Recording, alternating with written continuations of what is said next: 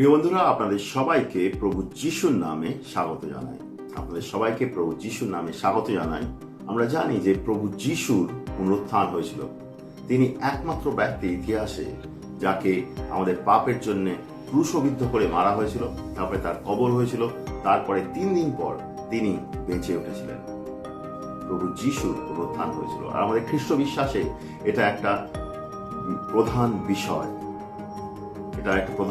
প্রধান সত্য, যেটা আমাদের জীবনকেও পরিবর্তন করে, আমাদের জীবনকেও তার সামর্থ্যে চলতে সাহায্য করে। এই যে প্রভু যিশুর পুনরুত্থান, এটা আমাদের সাহায্য করে এক নতুন ভাবে জীবন কাটাতে, আমাদের সাহায্য করে আমাদের বন্ধন থেকে মুক্ত হয়ে তার সামর্থ্যে জীবন কাটাতে এবং ভবিষ্যতেও একটা ঈশ্বরের আশাতে জীবন কাটাতে। আমাদেরও পুনরুত্থান হবে, আমাদের প্রত্যেক ব্যক্তির পুনরুত্থান হবে। এই জগতে যারা জন্ম নিয়েছে সবার পুনরুত্থান হবে, কিন্তু ঈশ্বর চান যেন আমরা সেই পুনরুত্থানের জন্য তৈরি হই। সেই পুনরুত্থানের পরে আপনাকে ঈশ্বর পাপের জন্য বিচার করবেন।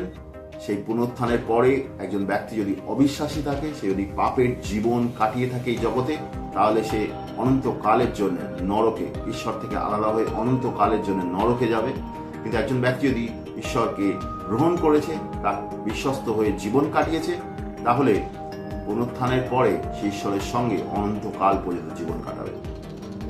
প্রভু যিশুর পুনরুত্থান খুবই গুরুত্বপূর্ণ, যেটা আমাদের পুনরুত্থানের সঙ্গেও জড়িত। তো আজকে আমি আপনাদের সঙ্গে আলোচনা করব মৃতদের পুনরুত্থানের ব্যাপারে। আমরা জানি প্রভু যিশুর পুনরুত্থান হয়েছিল, কিন্তু আমাদেরও পুনরুত্থান হবে একটা সময়। আর সেই পুনরুত্থানের জন্য আমরা কেমন ভাবে তৈরি হব, তো আজকে আমি সে ব্যাপারেই আপনাদের সঙ্গে আলোচনা করব। প্রভু যিশুর পুনরুত্থান হয়েছিল, আর খ্রিস্ট বিশ্বাসে এটা একটা খুব বড় সত্য। প্রভু যিশুর পুনরুত্থানকে যদি আমরা সরিয়ে ফেলি, তাহলে আমরা খ্রিস্ট বিশ্বাসের প্রধান জিনিসগুলো থেকে আমরা দূরে চলে আসছি। প্রভু যিশুর পুনরুত্থান একটা বড় সত্য, যেটা আমাদের আশা দেয়, সামর্থ্য দেয়, আর আমাদের প্রভু যিশুর সঙ্গে চলতে সাহায্য করে। আমরা জানি বাইবেলের উল্লেখ রয়েছে খুব স্পষ্টভাবে, প্রভু যিশুকে ক্রুশবিদ্ধ করে মারা হয়েছিল আমাদের পাপের জন্য। তারপরে তিনি কবরে ছিলেন, তার 3 দিন পর তিনি বেঁচে উঠেছিলেন। তিনি যখন এই জগতে পরিচর্যার কাজ করছিলেন, তিনি যখন সুসমাচার প্রচার করছিলেন, লোকেদের সুস্থ করছিলেন, ভূত তাড়াচ্ছিলেন, লোকেদের শিক্ষা দিচ্ছিলেন, তখনই তিনি বলেছিলেন কি তাকে মারা হবে, জগতের পাপের জন্য তাকে মৃত্যুবরণ করতে হবে, তারপরে তাকে কবরে রাখা হবে, কিন্তু 3 দিন পর তিনি বেঁচে উঠবেন। তিনি নিজের পুনরুত্থানের ব্যাপারে বলেছিলেন। তার মৃত্যুর অনেক বছর আগে থেকেও কিন্তু এ ব্যাপারে ভবিষ্যবাণী করা হয়েছিল কি এরকম একজন ব্যক্তি আসবে, যিনি জগৎকে উদ্ধার করতে আসবেন, তাকে মারা হবে, কিন্তু 3 দিন পর তিনি বেঁচে উঠবেন। আমরা মথির 28-এর 1 থেকে 10, মার্কের 16-র 1 থেকে 14, লুকের 24-এর 1 থেকে 35, যোহনের 20-র 1 থেকে 18-তে দেখতে পাই প্রভু যিশুর পুনরুত্থানের ব্যাপারে উল্লেখ রয়েছে। তাকে মারা হয়েছিল, তিনি তারপরে কবরে রাখা হয়েছিল, কিন্তু 3 দিন পর তিনি বেঁচে ওঠেন। মানুষ তাকে দেখেছে, তাদের সঙ্গে সময় কাটিয়ে তার সঙ্গে কথা বলেছে, তিনি বেঁচে উঠেছিলেন। প্রভু যিশুর পুনরুত্থান হয়েছিল। আমরা এই জগতে বিভিন্ন রকমের ধর্মীয় নেতাদের দেখি, ধর্মীয় লোকেদের দেখি, যারা বিভিন্ন সময় এই জগতে এসেছিলেন। বড় বড় লোক, বড় বড় প্রভাব প্রতিপত্তিশালী লোক এসেছিলেন, তারা অনেক কিছু বলেছিলেন, অনেক বড় বড় কাজ করেছিলেন, কিন্তু একটা সময় মৃত্যু তাদের জীবনকে শেষ রাস্তা দেখায়। মৃত্যুর দ্বারা তারা জগৎ থেকে দূরে চলে যায়। কিন্তু প্রভু যিশু এমন একজন ব্যক্তি, তিনি এই জগতে এসেছিলেন, তিনি বলেছিলেন কি তার মৃত্যু হবে, তারপরে তার পুনরুত্থান হবে। তিনি বেঁচে উঠলেন। তিনি কিন্তু মৃত নন, তিনি ক্রুশের উপরে নেই, তিনি কবরেও নেই, তিনি বেঁচে উঠেছেন। তো প্রভু যিশু বেঁচে উঠেছেন, আর তিনি জীবিত। তার সঙ্গে আমরা সম্পর্ক রাখতে পারি, তার সঙ্গে আমরা যুক্ত হতে পারি। তিনি আমাদের উদ্ধার দিতে পারেন, তিনি আমাদের প্রার্থনা শুনতে পারেন।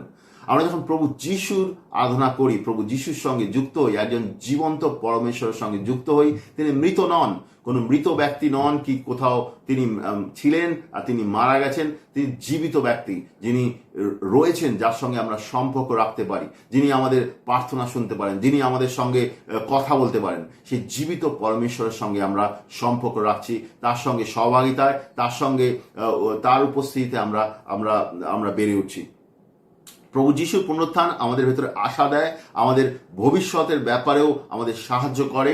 আর প্রভু যিশুর পুনরুত্থান আমাদের সাহায্য করে বুঝতে আমাদের পাপের দাম তিনি দিয়েছেন। প্রভু যিশুর পুনরুত্থান আমাদের সাহায্য করে বুঝতে কি আমরা তার সঙ্গে জয়ের জীবন কাটাতে পারি। প্রভু যিশুর পুনরুত্থান আমাদের পাস্ট, আমাদের প্রেজেন্ট, আমাদের ফিউচার তিন জায়গাতেই সাহায্য করে। আমাদের অতীত, আমাদের বর্তমান, আমাদের ভবিষ্যৎ। অতীতে আমাদের পাপের জীবনের যে বন্ধনের মধ্যে আমরা ছিলাম, পাপের কাজের জন্য আমরা যে ঈশ্বর থেকে দূরে ছিলাম, আমাদের উপর যে অভিশাপ কাজ করছিল, আমাদের উপরে আমাদের যে বিভিন্ন রকমের ভয়ানক ভুল স্বভাব আর ব্যবহার ছিল, সেই সমস্ত জিনিস থেকে সে ফিরে আসতে আমাদের সাহায্য করে। পাপের দাম তিনি আমাদের দেন, তিনি আমাদের পাপের বন্ধন থেকে মুক্ত করেন। বর্তমান সময় প্রভু যিশু পুনরুত্থানের দ্বারা তার সামর্থ্যে আমরা প্রত্যেক দিন চলতে পারি। ঈশ্বরের বাক্যে লেখা রয়েছে তার সামর্থ্যে আমরা প্রত্যেক দিন চলতে পারি। পুনরুত্থানের সামর্থ্য আমাদের ভেতরে আছে যদি আমরা তাকে বিশ্বাস করি। আর ভবিষ্যতেও আমরা যখন ঈশ্বরের সামনে গিয়ে দাঁড়াবো তখন আমরা বিচারিত হব না। আমরা যদি তাকে বিশ্বাস করি, তার বিশ্বস্ত হয়ে চলি, আমরা তার সঙ্গে অনন্তকাল পর্যন্ত স্বর্গে থাকব। তো এগুলো আজকে আমরা বোঝার চেষ্টা করব। প্রথমেই আমরা বোঝার চেষ্টা করি মৃত্যু কি। আমরা জানি মৃত্যু দুরকম। এক রকমের মৃত্যু হচ্ছে কি জগতে আমরা জীবন কাটাচ্ছি, একটা সময় এই শারীরিক যে শরীর আছে সেই শরীর আমরা মারা যাব, শরীরের ভেতর থেকে আমাদের জীবন বেরিয়ে যাবে।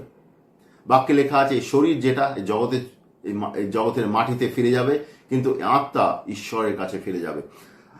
আমরা যদি উপদেশ সপ্তাহ 12:7 দেখি, এখানে লেখা আছে তোমার শরীর মাটি থেকে এসেছে আর তোমার মৃত্যুর পরে তোমার শরীর সেই মাটিতেই ফিরে যাবে, কিন্তু তোমার আত্মা এসছে ঈশ্বরের কাছ থেকে, তোমার মৃত্যুর পরে তা আবার ঈশ্বরের কাছে ফিরে যাবে। তো এখানে বুঝতে হবে কি আমাদের শরীর যেটা সেটা আমাদের সঙ্গে সবসময় থাকবে না। আমাদের মৃত্যুর পরে এটা জগতের সঙ্গে মাটির সঙ্গে মিশে যাবে, কিন্তু আমাদের আত্মা ঈশ্বরের সামনে গিয়ে উপস্থিত হবে। আমরা অনেক সময় মনে করি আমাদের মৃত্যুর পরে সমস্ত কিছু শেষ হয়ে যায়। না, শেষ হয় না। আমরা শুধু এই জগৎ থেকে অন্য জায়গায় যাই, যেখানে ঈশ্বরের উপস্থিতিতে আমরা গিয়ে পৌঁছই।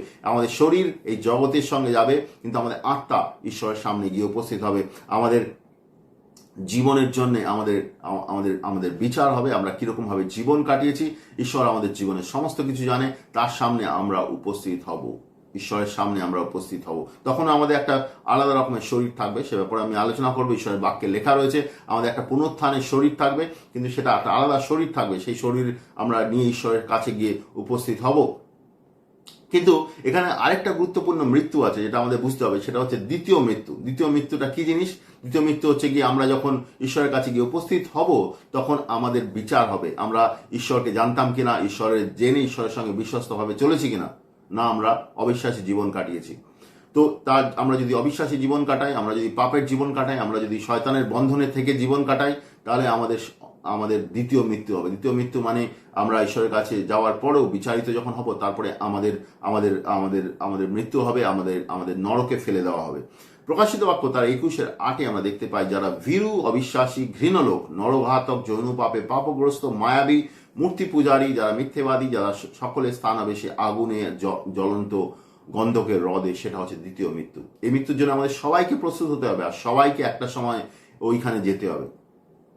বর্তমান সময় কেউ ওখানে নেই, কিন্তু আমাদের একটা সময় হবে যখন আমাদের সব মৃত ব্যক্তিদের বাঁচিয়ে তোলা হবে। তারা ঈশ্বরের সামনে গিয়ে উপস্থিত হবে, তাদের বিচার হবে। আর যারা ঈশ্বরকে জানতো, ঈশ্বরকে গ্রহণ করেছিল, আর ঈশ্বরের সঙ্গে যারা চলেছিল, তাদেরকে ঈশ্বর তার সঙ্গে নিয়ে যাবে। তাদেরকে দ্বিতীয় মৃত্যুতে যেতে হবে না। কিন্তু যারা ঈশ্বরকে গ্রহণ করেনি বা যারা গ্রহণ করেছে কিন্তু বিশ্বস্তভাবে চলেনি, তাদের স্থান হবে দ্বিতীয় মৃত্যু, নরকের আগুনে। তারা ধ্বংস হয়ে যাবে।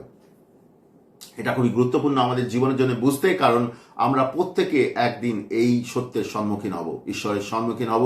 আমাদের জীবনের বিচার হবে, কেউ আলাদা নয়। সেদিনকে প্রত্যেকে ঈশ্বরের সম্মুখে দাঁড়াবে জীবনের বিচারের জন্য। কিন্তু আমরা যদি প্রভু যিশুকে গ্রহণ করি, প্রভু যিশুকে জানি, আর তাকে যদি আমাদের জীবনে গ্রহণ করি, তাহলে আমাদের ভয় পাওয়ার কিছুই নেই।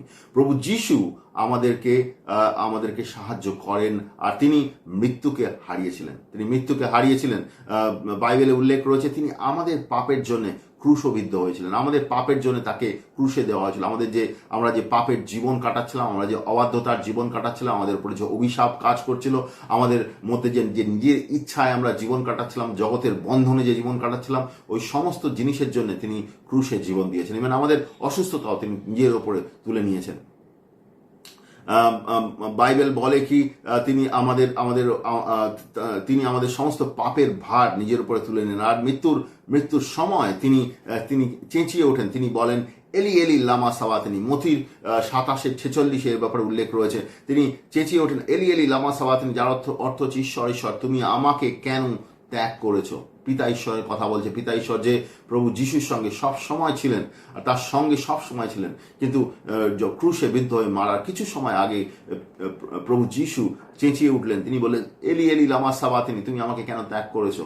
প্রভু যিশুকে প্রত্যাখ্যানও সহ্য করতে হয়েছিল। প্রভু যিশুকে সমস্ত যে পাপ আমরা করেছি তার বোঝ নিতে হয়েছিল, তার সমস্ত জিনিস তাকে নিতে হয়েছিল, আমাদের সমস্ত পাপ নিজের ওপর নিতে হয়েছিল, যাতে তিনি আমাদেরকে সেই পাপ থেকে মুক্ত করতে পারেন। এখানে প্রত্যাখ্যানের পাপও তিনি আপনি নিজের উপর নেন, নিজের উপরে তুলে নেন, যাতে তিনি ঈশ্বরের কাছ থেকে তিনি প্রত্যাখ্যান গ্রহণ করেন পিতা ঈশ্বরের কাছ থেকে, যাতে তিনি আমাদের প্রত্যাখ্যান থেকে মুক্ত করতে পারেন, তিনি আমাদের সাহায্য করতে পারেন আমরা কেমন করে ঈশ্বরের সঙ্গে যুক্ত হতে পারি।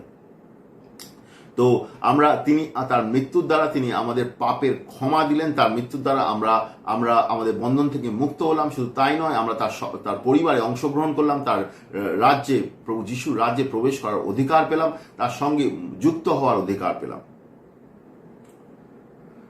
পাপের রাজত্ব ছিল আমাদের জীবনের উপরে। পাপ আমাদের জীবনকে নিয়ন্ত্রণ করত। কলোসীয়র 1:13-14 উল্লেখ রয়েছে আমরা পাপের বন্ধনের মধ্যে ছিলাম, আর সেখান থেকে ঈশ্বর আমাদেরকে মুক্ত করে ঈশ্বরের রাজ্যে প্রবেশ করিয়েছে। পাপের যখন বন্ধনের মধ্যে ছিলাম, পাপ রাজত্ব করত মৃত্যুর দ্বারা, পাপ রাজত্ব করত আমাদেরকে ঈশ্বর থেকে আলাদা করার দ্বারা। এই জগতে যারা ঈশ্বরকে বিশ্বাস করে না তারা ঈশ্বর থেকে দূরে রয়েছে। পাপ তাদের জীবনকে নিয়ন্ত্রণ করছে। রোমিওর 3:23-24 যায়, সেখানে উল্লেখ রয়েছে পাপ এই জগতে সবাই পাপ করেছে আর ঈশ্বর থেকে দূরে রয়েছে। পাপের দ্বারা আমরা ঈশ্বর থেকে দূরে রয়েছি আর পাপ আমাদের জীবনকে নিয়ন্ত্রণ করছে। পাপের সামর্থ্য রয়েছে, পাপের সামর্থ্য মৃত্যুতে রয়েছে। সে মৃত্যুর দ্বারা আমাদেরকে ঈশ্বর থেকে সম্পূর্ণ ঈশ্বর থেকে দূরে নিয়ে যেতে চায়। আমি যদি পাপের মধ্যে জীবন কাটাই আর একদিন যদি আমার মৃত্যু হয়, তাহলে শয়তান আমার জীবনকে সাকসেসফুলি ঈশ্বর থেকে দূরে নিয়ে যেতে সাকসেসফুল হয়েছে। কারণ আমরা যদি পাপের মধ্যে মৃত্যু হয়, তাহলে শেষের দিনে যখন ঈশ্বরের সামনে আমার বিচার হবে, আমি কিন্তু ঈশ্বর থেকে দূরে নরকের আগুনে গিয়ে পড়বো আর আমার জীবন ধ্বংস হয়ে যাবে। তো মৃত্যুর সেই ব্যাপারে সামর্থ্য রয়েছে। পাপ মৃত্যুর দ্বারা আমাদের জীবনের উপরে একটা নিয়ন্ত্রণ রাখতে চায়। আর মানুষ, এই জগতের মানুষও সেই জন্য মৃত্যুকে ভয় করে। প্রথম কোরিন্থীয় 15:54-55 লেখা আছে, এই ক্ষয়শীল দেহ যখন অক্ষতের পোশাক পরে, মানে এখানে উদ্ধারের কথা বলছে। যে ব্যক্তি প্রভু যিশুকে গ্রহণ করেছে সে অক্ষতের প্রকাশ পড়বে, আর সেই পার্থিব দেহ যখন অবিনশ্বতায় ভূষিত হবে, তখন শাস্ত্রে লেখা আছে যে তা সত্য হবে, মৃত্যু জয় কবলিত হলো। মৃত্যু তোমার জয় কোথায়? মৃত্যু তোমার হুল কোথায়? মৃত্যুর সামর্থ্য ছিল যদি এক ব্যক্তি পাপের মধ্যে তার মৃত্যু হয়, কিন্তু যদি সে ঈশ্বরকে বিশ্বাস করেছে, ঈশ্বরকে গ্রহণ করেছে আর তার বিশ্বস্ততায় জীবন কাটিয়েছে, তাহলে মৃত্যুর সামর্থ্য তার জীবনের উপরে নেই। প্রভু যিশু মৃত্যুর উপরে বিজয়ী হয়েছেন। তিনি মৃত্যুর উপরে বিজয়ী হয়েছেন পুনরুত্থানের সামর্থ্যের দ্বারা। আর সেই সামর্থ্য আপনার আমার জন্য উপলব্ধ আছে এখনকার সময়। আপনি যদি প্রভু যিশুকে গ্রহণ করেন, তাহলে পুনরুত্থানের সামর্থ্য কিন্তু আপনার আমার মধ্যে উপলব্ধ আছে। আপনি আর আমি পুনরুত্থানের সামর্থ্যে চলতে পারি প্রত্যেক দিন, তার সামর্থ্যে প্রত্যেক দিন চলতে পারি। আমরা যদি এফেসীয় তার 1:19-20 যাই, সেখানে উল্লেখ রয়েছে সেই সামর্থ্য যেটা প্রভু যিশুকে মৃতদের মধ্যে থেকে বাঁচিয়ে তুলেছিলেন, সেই সামর্থ্য আপনার আমার মধ্যে উপলব্ধ রয়েছে। ভেবে দেখুন, একটা সামর্থ্য, যে সামর্থ্য একজন মৃত ব্যক্তিকে বাঁচিয়ে তোলে, পবিত্র আত্মার সামর্থ্য, সেই সামর্থ্য যেটা প্রভু যিশুকে বাঁচিয়ে তুলেছিলেন, সেই সামর্থ্য প্রত্যেক বিশ্বাসের মধ্যে আছে। আপনি যদি প্রভু যিশুকে গ্রহণ করেন, আপনি যদি পাপের বন্ধন থেকে মুক্ত হন, পাপ থেকে মন পরিবর্তন করেন, জলে বাপ্তিস্ম নেন, পবিত্র আত্মা গ্রহণ করেন আর প্রভু যিশুর বিশ্বস্ত হয়ে চলেন, তাহলে প্রভু যিশুর পুনরুত্থানের সামর্থ্য আপনার জীবনের ভেতরে কাজ করে। তো আমরা এর দ্বারা বুঝতে পারি কি, পুনরুত্থানের দ্বারা আমরা বুঝতে পারি কি প্রভু যিশু হচ্ছে ঈশ্বরের সন্তান। আমরা বুঝতে পারি কি প্রভু যিশু যা কিছু বলে গেছেন সমস্ত কিছু সত্য। আমরা বুঝতে পারি কি আমাদের পাপের সম্পূর্ণ ক্ষমা সম্ভব প্রভু যিশুর মৃত্যুর দ্বারা। তাকে যদি আমরা গ্রহণ করি, প্রভু যিশুকে আমরা গ্রহণের দ্বারা নতুন জন্ম যদি প্রাপ্ত হই, তার রাজ্যে আমরা অংশগ্রহণ করব আর তার সঙ্গে একটা আশায় আমরা চলতে পারি জীবন্ত আশা। কি আশা? কি আমরা ঈশ্বরের সঙ্গে যাব। প্রথম পিতরের 1:13 লেখা আছে, প্রশংসিত হন ঈশ্বর এবং আমাদের প্রভু যীশু খ্রিস্টের পিতা। ঈশ্বরের মহাদয়ায় তিনি আমাদের নতুন জীবন দিয়েছেন, আর খ্রিস্টের পুনরুত্থানের দ্বারা নতুন জীবনে এসে নতুন প্রত্যাশা। কেন নতুন আশা?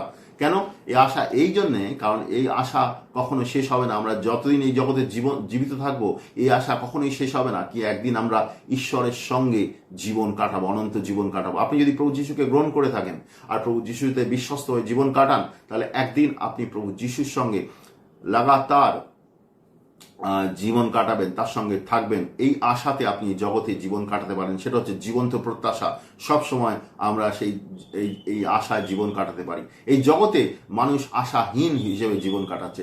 এফেসীয় 2 উল্লেখ রয়েছে, এই জগতে অনেক লোক আশাহীনভাবে জীবন কাটাচ্ছে। কিন্তু যে ব্যক্তি প্রভু যীশুকে বিশ্বাস করে, প্রভু যীশুকে গ্রহণ করেছে, সে আশায় জীবন কাটাচ্ছে কি একদিন সে ঈশ্বরের সঙ্গে যাবে।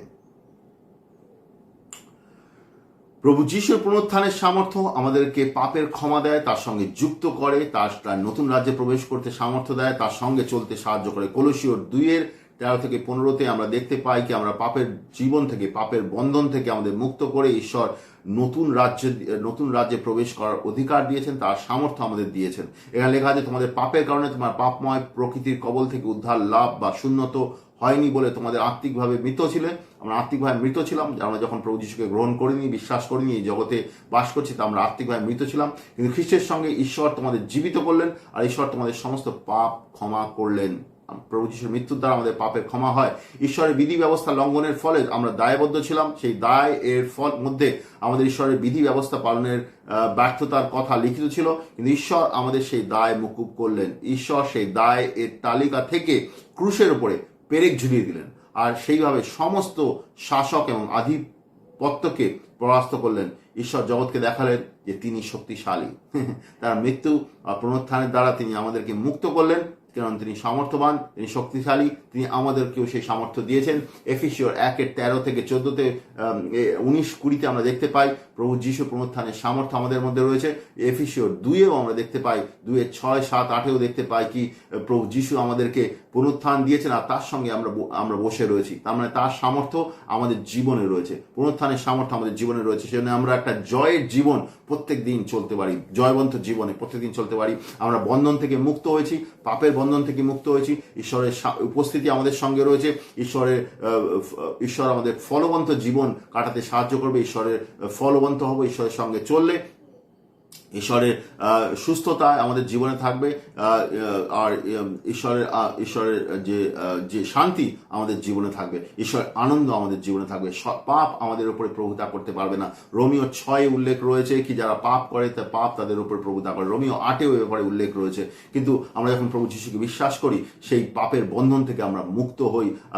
কলোসীয় 1:13-14 উল্লেখ রয়েছে, সেই পাপের বন্ধন থেকে আমরা মুক্ত হই, ঈশ্বরের রাজ্যে আমরা প্রবেশ করি। তো পাপ আমাদের উপরে আর প্রভুতা করতে পারবে না, মৃত্যু আমাদের উপরে আর ভয় দেখাতে পারবে না। আমরা সেই ভয় থেকে মুক্ত। আমরা এক জয়ের জীবনে প্রত্যেক দিন কাটাবো। বাইবেলে লেখা রয়েছে কি পুনরুত্থান সবার হবে, আর যারা বিশ্বাসী তাদের পুনরুত্থান হবে, তারা ঈশ্বরের সঙ্গে যাবে। যারা অবিশ্বাসী তারা যাবে নরকে।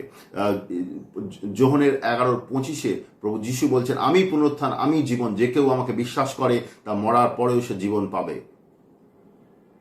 তিনি বলছেন এটা হবে, যে তাকে বিশ্বাস করে সে জীবন পাবে।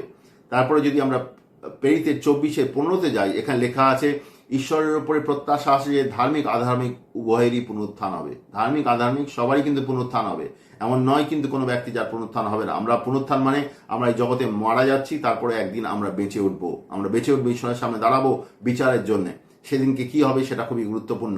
যোহনের 5:28-29 যদি যাই, সেখানে উল্লেখ রয়েছে। এই কথা শুনে তোমরা অবাক হয়েও না, কারণ সময় আসছে যারা কবরে আছে তারা সবাই মানব পুত্রের আওয়াজ শুনবে, তারপরে তারা কবর থেকে বেরোয় আসবে। যারা সৎকর্ম করেছে তারা উত্থিত হবে, তারা অনন্ত জীবন পাবে। যারা মন্দ কাজ করেছে তাদের পুনরুত্থান হবে, তারা দোষী বলে বিবেচিত হবে। যেটা আমি বলছিলাম কি আমাদের সবার বিচার হবে। যারা ঈশ্বরকে গ্রহণ করেছে, তারা বিশ্বস্ত হয়ে জীবন কাটিয়েছে, তারা ঈশ্বরের সঙ্গে যাবে। যারা ঈশ্বরকে গ্রহণ করেনি বা গ্রহণ করেছে কিন্তু বিশ্বস্ত হয়ে জীবন কাটায়নি, তারা নরকে যাবে। তারা দোষী সাব্যস্ত হবে, তারা নরকে যাবে, তার ধ্বংসের রাস্তায় যাবে। সেজন্য আমাদের তৈরি হতে হবে সেই পুনরুত্থানের জন্য। সেদিনকে যেন আমরা বিচারিত না হই, সেদিনকে যেন আমরা ঈশ্বরের সঙ্গে যেতে পারি, তার জন্য আমরা এই জগতেই তৈরি হতে পারি। প্রকাশিত বাক্য তার 20:13-15 উল্লেখ রয়েছে, যেসব লোক সমুদ্রের গর্ভে নিক্ষিপ্ত হয়েছিল, মৃত্যু তাদেরকে সঁপে দিলেন। মৃত্যু ও পাতাল নিজেদের মধ্যে যেসব মৃত ব্যক্তি ছিল তাদেরকে সমর্পণ করলেন, তাদের কৃতকর্ম অনুসারে তাদেরকে বিচারিত হলো। পরে মৃত্যু আর পাতাল আগুনের হ্রদে ছুঁড়ে ফেলা হলো, সে আগুনের হ্রদই হলো দ্বিতীয় মৃত্যু। জীবন পুস্তকে যাদের নাম দেখতে পাওয়া যায় না, তারা সকলে আগুনের হ্রদে ফেলে দেওয়া হলো। জীবনের পুস্তকে কার নাম দেখতে পাওয়া যাবে? যে ঈশ্বরকে গ্রহণ করেছে, তার বিশ্বস্ত হয়ে চলেছে। আপনার নাম তাহলে জীবন পুস্তকে লেখা থাকবে। আপনার নাম যদি জীবন পুস্তকে লেখা থাকে, তাহলে সেই নরকের আগুনে আপনাকে ফেলে দেওয়া হবে না। ঈশ্বর বিশ্বস্ত, তিনি আমাদের সবার জীবনের বিচার করবেন। কিন্তু আমরা যদি বিশ্বস্ত হয়ে জীবন কাটাই, তাহলে আমাদের ভয় পাওয়ার কিছু নেই। কিন্তু আমরা যদি ঈশ্বরকে বিশ্বস্ত হয়ে জীবন না কাটাই, তাকে গ্রহণ না করি, তাকে বিশ্বস্ত হয়ে জীবন না কাটাই, তাহলে আগুনের হ্রদে আমাদের যেতে হবে। এবার অনেকে জিজ্ঞেস করবে, মৃত্যুর পরে আমাদের কোনো শরীর থাকবে না, আমাদের ভয় পাওয়ার কোনো কারণ নেই। এটাও এক রকমের আন্ডারস্ট্যান্ডিং অনেকে বলে। কিন্তু আমরা যদি বাইবেলে দেখি, প্রথম কোরিন্থীয় তার 15:42-44, এখানেও একটা পুনরুত্থানের শরীরের কথা বলা হয়েছে। আমরা জানি প্রভু যিশুর পুনরুত্থান হয়েছিল, তার পুনরুত্থানের শরীর ছিল।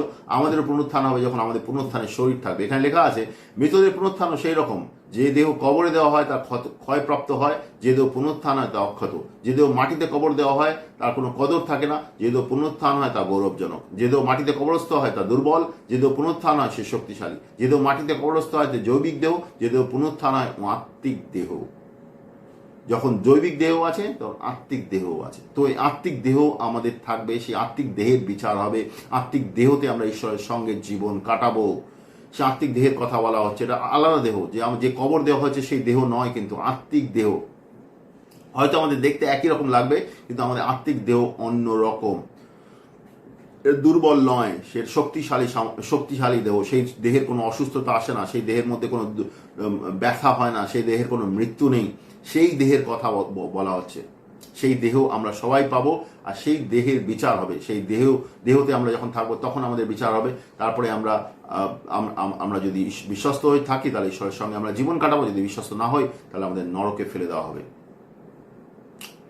ঈশ্বরের বাক্যে এটাও লেখা হয়েছে, ঈশ্বর নতুন করে সমস্ত কিছু তৈরি করেন। প্রকাশিত বাক্য তার 21:3-5 উল্লেখ রয়েছে, আমি সিংহাসন থেকে এক উদ্দাত নির্ঘোষ শুনতে পেলাম। তিনি কিছু বললেন সিংহাসন থেকে, যা ঘোষণা করলেন, এখন মানুষের মধ্যে ঈশ্বরের আওয়াজ। তিনি তার সঙ্গে বাস করবেন, তাদের প্রজা হবেন, এবং তারা তার প্রজা হবেন। ঈশ্বর নিজেই তাদের সঙ্গে থাকবেন না, তাদের ঈশ্বর হবেন। তিনি তাদের চোখের জল মুছে দেবেন। মৃত্যু, শোক, কান্না, যন্ত্রণা আর থাকবে না, কারণ পুরনো বিষয়গুলো বিলুপ্ত হবে। আর যিনি সিংহাসনে বসে আছেন তিনি বললেন, দেখো আমি সব কিছু নতুন করে করছি। পরে তিনি বললেন, লেখো, কারণ এসব কথা সত্য এবং বিশ্বাসযোগ্য। তো ঈশ্বর আমাদের সমস্ত চোখের জল মুছে দেবেন। তিনি বলছেন যে তারপরে কোনো মৃত্যু থাকবে না, তার কোনো দুঃখ থাকবে না, সমস্ত কিছু নতুন হবে, আর ঈশ্বরের সঙ্গে আমরা থাকবো। তো ঈশ্বর এর পুনরুত্থান, প্রভু যিশুর মৃত্যু পুনরুত্থান আমাদের পাস্ট মানে অতীত, আমাদের অতীতের জীবনে যে পাপের বন্ধন, পাপ ছিল, সেগুলো থেকে আমাদের মুক্ত করেছে। বর্তমান সময় সে আমাদের তার সামর্থ্যে, তার আনন্দে চলতে সাহায্য করছে, তার জয়ের জীবনে পুনরুত্থানের সামর্থ্যে চলতে সাহায্য করছে। এবং ভবিষ্যতেও আমাদেরকে ভয় পাওয়ার কিছু নেই। ভবিষ্যতেও আমরা ঈশ্বরের সঙ্গে যাব। যে প্রভু যিশুকে বিশ্বাস করে তাকে কোনোভাবে ভীত হওয়ার দরকার নেই। তার সামর্থ্যে, তার আনন্দে, তার আশায় জীবন কাটাতে পারবে। প্রথম পিতর তার 1:3-5 লেখা আছে, একটা জীবন্ত প্রত্যাশায় আমরা জীবন কাটাতে পারি। প্রশংসিত হোক ঈশ্বর, আমাদের প্রভু যীশু খ্রিস্টের পিতা। তিনি মহাদয় আমাদের নতুন জীবন দিয়েছেন, আর ঈশ্বরের পুনরুত্থানের দ্বারা নতুন জীবন এসেছে, নতুন প্রত্যাশা। এখন আমরা ঈশ্বরের আশীর্বাদ প্রত্যাশা করব। তিনি সন্তানের জন্য স্বর্গে সঞ্চিত রেখেছেন, তার কখনো ধ্বংস, বিনষ্ট বা ক্ষতিগ্রস্ত হয় না। ঈশ্বরের বিশ্বাসের মাধ্যমে ঈশ্বরের শক্তি আমাদেরকে রক্ষা করছে, আর যে পর্যন্ত আমরা পরিত্রাণ পাও সেই পর্যন্ত নিরাপদে রাখছে। সেই পরিত্রাণের আয়োজন করা আছে, যাতে তোমরা শেষকালে তোমরা তা পাও। তো ঈশ্বর একদম সম্পূর্ণ পরিত্রাণের কথা বলছে, যে লাস্টের দিনে ঈশ্বর আমাদেরকে নিয়ে যাবে, সেটা হচ্ছে সম্পূর্ণ পরিত্রাণ। একটা তো আমরা ঈশ্বরকে বিশ্বাস করি, আমরা পরিত্রাণ পেয়েছি, তার সঙ্গে আমরা চলছি। কিন্তু আরেকটা পরিত্রাণ হচ্ছে একটা চলছে শেষকালে পরিত্রাণ, মানে ঈশ্বর আমাদেরকে তার সঙ্গে নিয়ে যাবে। তার জন্য আমাদের তৈরি হতে হবে। এখনকার সময় আমরা যদি ঈশ্বরকে গ্রহণ করে থাকি, তার বিশ্বস্ত হয়ে চলতে হবে। তো কেমনভাবে আমরা তৈরি হই এর জন্য দুটো প্রধান জিনিস। প্রথম জিনিস হচ্ছে গিয়ে আমাদের প্রভু যিশুকে গ্রহণ করতে হবে। আপনি যদি প্রভু যিশুকে না জানেন, তাকে বিশ্বাস না করেন, তাহলে আপনি সুসমাচার শুনুন, বোঝার চেষ্টা করুন প্রভু যিশু আপনার জীবনের জন্য কি করেছে। আপনি পাপ থেকে মন পরিবর্তন করুন, আর জলে বাপ্তিস্ম নিন, পবিত্র আত্মা গ্রহণ করুন। তার দ্বারা বিশ্বাসে আপনাকে এই জিনিসগুলো করতে হবে। বিশ্বাস মানে মনে শুধু শুধু জানা নয়, বিশ্বাস মানে শুধু কোনো মণ্ডলীতে যাওয়া, প্রার্থনা করা, এগুলো নয়। এগুলো তো অবশ্যই আমাদের করতে হবে, কিন্তু বিশ্বাস মানে আমাদের পাপ থেকে সম্পূর্ণ মন পরিবর্তন করা, ঈশ্বরের দিকে ঘুরে দাঁড়ানো। ঈশ্বরকে বিশ্বাস করে আমরা জলে বাপ্তিস্ম নিই, ঈশ্বরে বিশ্বাস করে পবিত্র আত্মা আমরা গ্রহণ করি, তাহলেই আমরা ঈশ্বরের সঙ্গে আমরা চলতে পারি। তো আমরা নতুন জন্ম প্রাপ্ত হই, তারপরেই আমরা ঈশ্বরের সঙ্গে বিশ্বস্ত হয়ে চলতে পারি। আর লাগাতার ঈশ্বরের সঙ্গে লাস্ট দিন পর্যন্ত ঈশ্বরের সঙ্গে চলতে পারি। ঈশ্বর চান যেন আমরা তার সঙ্গে লাস্ট দিন পর্যন্ত চলতে পারি, যাতে আমরা তার সঙ্গে বিশ্বস্ত হয়ে থাকতে পারি। আর তাহলে ঈশ্বর আমাদেরকে একদিন নিয়ে যাবে তার সঙ্গে, আর তার সামনে বিচারের জন্য দাঁড়াবো। আমরা বিচারিত হব না, আমরা ঈশ্বরের সঙ্গে যুক্ত হবে, তার সঙ্গে চলবো। ফিলিপিও তার 3:10 থেকে 14 সাধু পল বলছেন, আমি চাই খ্রিস্টকে ওর মৃতদের মধ্যে থেকে তার পুনরুত্থানের শক্তিকে জানতে। আমি খ্রিস্টের দুঃখ ভোগের সহভাগিতা লাভ করতে চাই, এইভাবে যেন তার মৃত্যুতে তার সমরূপ হই। আমি যদি এসবের সহভাগী হই, তবে আমি প্রত্যাশা করতে পারি যে আমিও মৃতদের মধ্যে থেকে পুনরুত্থান হতে পারবো। সাধু পল বলছে, একথা বলছি না যে আমি লক্ষ্যে পৌঁছে গেছি বা পূর্ণতা পেয়েছি, সেই লক্ষ্যে পৌঁছানোর চেষ্টা করছি, এবং সেই উদ্দেশ্যে ঈশ্বর আমাকে ধরেছিলেন, সেই উদ্দেশ্যে আমি পৌঁছতে চাই। ভাই বোনেরা, আমি জানি যে আমি সেই লক্ষ্যে পৌঁছতে পারিনি, কিন্তু এই বিষয়ে আমরা চেষ্টা করছি, কারণ অতীতের সবকিছু ভুলে সামনের লক্ষ্যে পৌঁছতে প্রাণ চেষ্টা করছি, যাতে পুরস্কার লাভ করি। উদ্ধস্ত জীবনের জন্য প্রভু যিশুতে ঈশ্বরের আহ্বান স্বরূপ এই পুরস্কার প্রতিশ্রুতি আমাকে দেওয়া হয়েছে। তো ইনি বলছেন যে আমি যে সম্পূর্ণ পরিত্রাণ পেয়ে গেছি সেটা নয়, আমি যে সম্পূর্ণ সিদ্ধ হয়ে গেছি, আমরা সম্পূর্ণ যেন পূর্ণতা পেয়ে গেছি সেটা নয়, কিন্তু আমি তার জন্য চলছি। পুরনো জিনিসগুলোকে ভুলে আমি ঈশ্বরের দিকে দেখে লাগাতার চলছি। এটা আমাদের বিশ্বাসী জীবনের উদ্দেশ্য হওয়া উচিত। আমাদের বিশ্বাসে আমাদের প্রত্যেক দিন ঈশ্বরের সঙ্গে এরকমভাবে চলা উচিত, ঈশ্বরের ভয় আমাদের চলা উচিত। এই নয় কি আমাদের জীবনে সমস্ত কিছু হয়ে গেছে, এখন কিছু করতে হবে না, আমরা যেরকমভাবে চাই সেরকমভাবে জীবন কাটাবো, এরকম কিন্তু নয়। এখানে সাধু পল বলছে, আমরা পুনরুত্থানের শক্তিকে, আমি চাই খ্রিস্টকে ওর মৃতদের মধ্যে থেকে তার পুনরুত্থানের শক্তিকে জানতে। আমি খ্রিস্টের দুঃখ ভাগের সহভাগিতা লাভ করতে চাই। খ্রিস্টের দুঃখ ভাগের সহভাগিতা কেমনভাবে আমরা হবে? আমরা যদি ঈশ্বরকে বিশ্বাস করে চলি, তো আমাদের বিভিন্ন রকমের প্রসিকিউশন, বিভিন্ন রকমের প্রবলেমের মধ্যে চলতে হবে। সেটা হচ্ছে খ্রিস্টের দুঃখের সহভাগিতা। এইভাবে যেন তার মৃত্যুতে আমি সমরূপ হই, তার মৃত্যুতে সমরূপ হওয়ার কথা বলছে। আর উনি বলছেন যে প্রভু যিশু যেমনভাবে আমাকে জীবন কাটাতে বলেছে, সেরকমভাবে যদি আমি জীবন কাটাই, তো আমি শিওর যে আমি প্রত্যাশা করবো তার মৃত্যু আমারও পুনরুত্থান হবে, মানে ঈশ্বরের সঙ্গে আমিও যেতে পারবো। তিনি এই কথা বলছেন, তিনি সেই পূর্ণতা পাননি, কিন্তু পূর্ণতা পাওয়ার লক্ষ্যে তিনি চলছেন, আগে চলছেন, যাতে তিনি সেই পুনরুত্থান পান, তার সঙ্গে যুক্ত হন। সেই প্রতিশ্রুতিতে তিনি সেই ঈশ্বরের যে প্রতিশ্রুতি তিনি গ্রহণ করেছেন, সেই প্রতিশ্রুতি সে পুরনো জিনিসগুলো ভুলে ঈশ্বরকে আগে রেখে তিনি চলছেন। এইভাবে আমাদের প্রত্যেক বিশ্বাসীকে চলতে হবে। আমাদের অ্যাটিটিউড এরকমই হওয়া উচিত। আমরা আগে চলতে হবে প্রত্যেক দিন তার বিশ্বাসে, তার ভয়ে, তার সামর্থ্যে। তার সামর্থ্য আমাদের সঙ্গে রয়েছে, তার পুনরুত্থানের সামর্থ্য আমাদের সঙ্গে রয়েছে। আপনি যদি প্রভু যিশুকে গ্রহণ করে থাকেন, তার পুনরুত্থানের সামর্থ্য আপনার সঙ্গে রয়েছে। আর প্রত্যেক দিন আপনাকে এইভাবে চলতে হবে, যাতে আপনি ঈশ্বরের বিশ্বস্ততা, ঈশ্বরের ভয়ে চলতে পারেন।